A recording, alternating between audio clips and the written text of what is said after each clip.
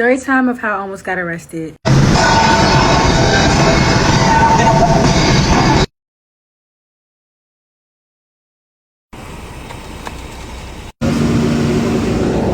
No. It was like 2 o'clock in the morning. I wanted to go see my girlfriend. We haven't seen each other in a few days. So I was like, fuck it, I'm gonna go. I got a Camaro SS V6 engine. The fastest I've ever gone was 135 miles per hour. So I was like, fuck it, let me go 160. If you in DC, you know, Commander Stadium is that back long ass strip.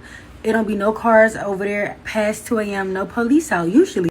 So I'm cool. I'm gonna push 160. There was a few cars sitting there, but the lights was off. I didn't think nobody was in the car. I'm gonna still zoom past them motherfuckers. Yeah. As soon as I drove past them at 160 miles per hour, I seen the motherfucking lights.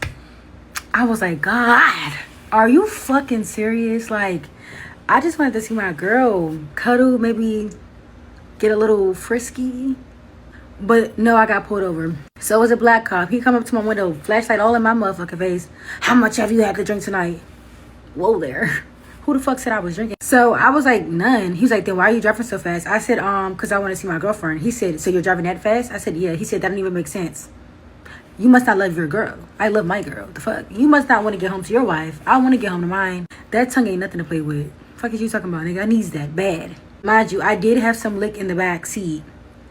But it was from like a day or so ago, and it was in a fucking cup. I forgot about it until he brought up the, have you been drinking tonight? Next thing you know, 3 other Fed cars pull up. I'm like, okay, y'all geeking. Like, what's this all about? Boom. I'm sitting there for a break. At this point, I'm on the phone with my girlfriend because I'm scared. I'm like, bro, I'm going to jail. I felt like you could still smell the liquor on my breath. I did have a sip, like, right before I left the house. Just a fucking shot, like, this much. Not nothing crazy. You know those little air freshener things you can get from the dollar store? I did pour some in my hand and I like rubbed it on my tongue because I'm like, he not gonna get me. He not gonna say my breath stink like alcohol.